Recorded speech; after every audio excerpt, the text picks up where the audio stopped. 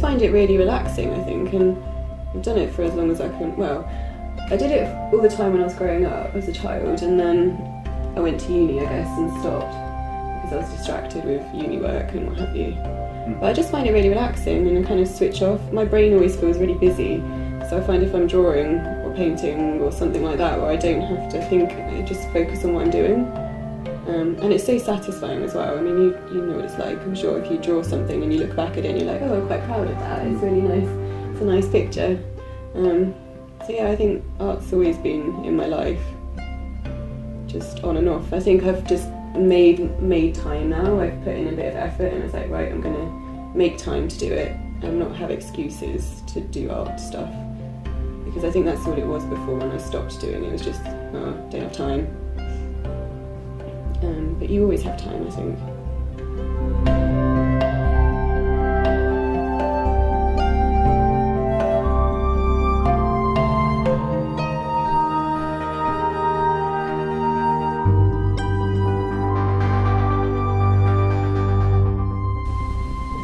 Yeah, no, I was like, I did art at A level as well. What did I do? I did geography, maths, and art, and then I did photography at AS level, so just a year of photography.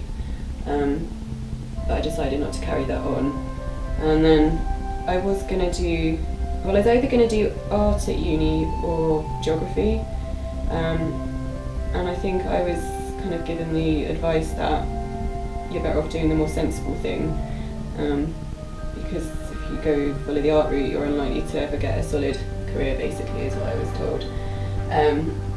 I think I'd give different advice to my children when I have children, but at the time that was, you know, that's what I was told, so I went ahead and I did geography, and I did like geography.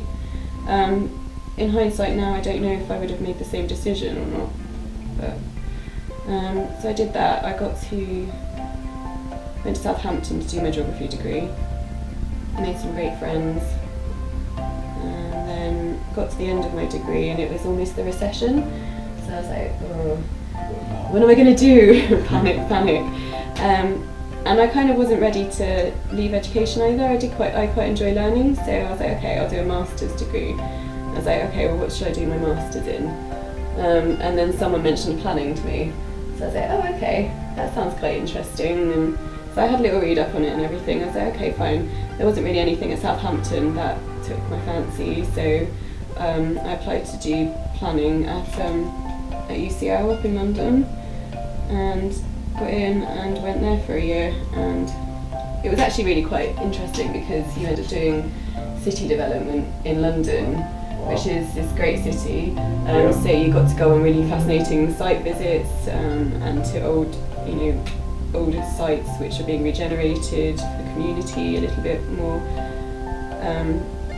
So I did enjoy it, and we also did do urban design modules, or two, yeah. So one urban design module and one which was kind of it was more regeneration, but it had elements of design in it. So I realised then when I was doing that course that I really like the design side. I probably would maybe want to focus on that at some point, but I didn't quite know how.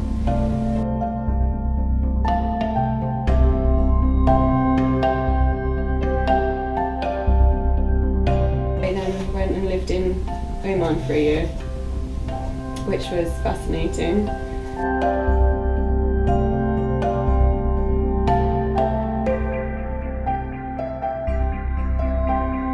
So I came back home anyway after about a year and ended up getting a job in Bournemouth, working in planning for a property development company.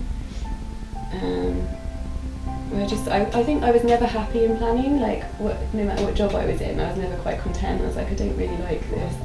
I'm quite good at writing, but I didn't really like all the legislation side of things, and I knew I wanted to be more creative and have more a part to play in the actual design of a place, rather than just going through the sort of legislative process.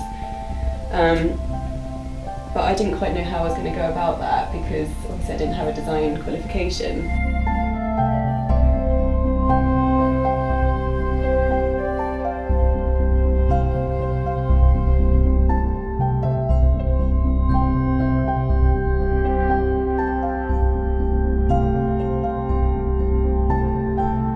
many people to learn from. Yeah. And then so I stuck with my planning and everything. I've eventually got my RTPI, which I'm also quite proud that I've got that sort of chartership. And I just sort of mentioned, I quite like urban design, I wouldn't mind like learning a little bit about that. You can see if you can get some like experience just shadowing them over there. And then they were like, actually we could do with some extra help over here, would you like to do a course? And I was like, yeah, yes please.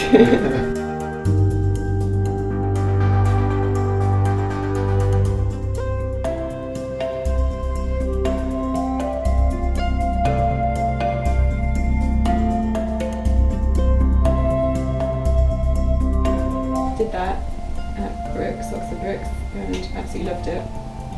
I loved the first year especially. The second year was quite stressful, just because it's a lot of work to balance around working as well. And then moved across into urban. So I think also I'm quite eager, and I'm quite like, if I really want to do something, I get quite excited by it, and I just want to get on with it.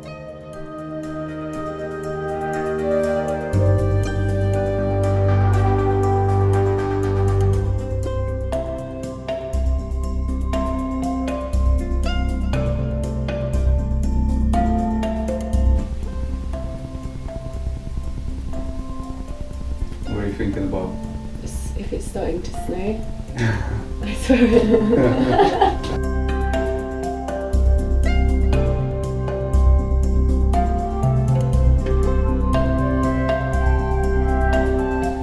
I guess also just learning the software has been quite a challenge from going from planning to urban, because obviously in planning you work in Microsoft Word and maybe Excel every so often, and that's it.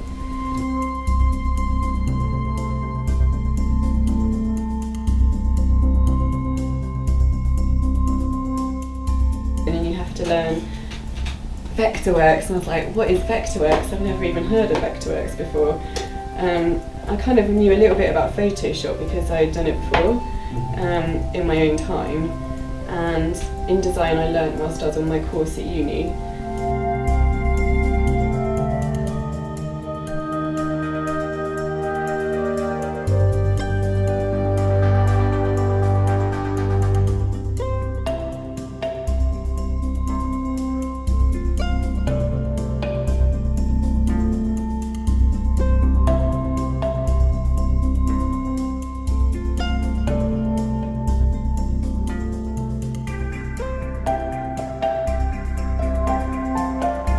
I think so. I think it gives you an understanding of policy, of the process that that you go through from coming up with a concept through to actually getting planning consent, and also just thinking about the whole picture.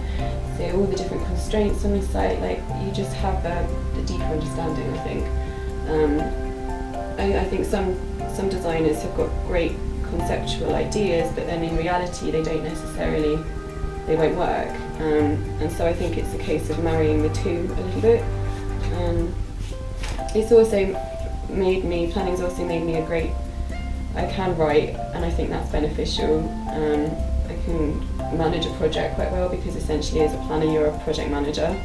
And I think communication skills as well, so planning definitely gives you a great skill set. And from that point of view I'm glad I've done it, and I'm glad I'm chartered, because it's just a great thing to achieve, I think, really. Yeah, so I think every urban designer and architect really should have some, you probably do in your Part 3s and what have you, understand the planning system to a certain level.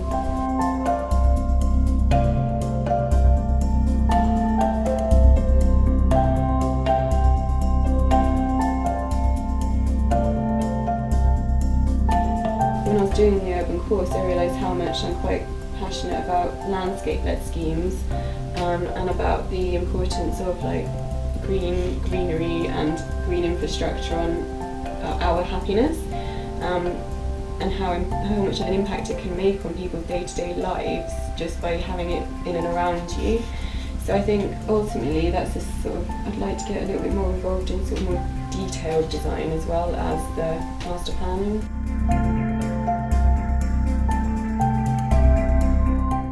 So I think it's work experience for young people and getting good careers advice is really key. And also realising that if you really want something, you can get there without, even if you don't go down the stereotypical route, because, you know, where there's a will,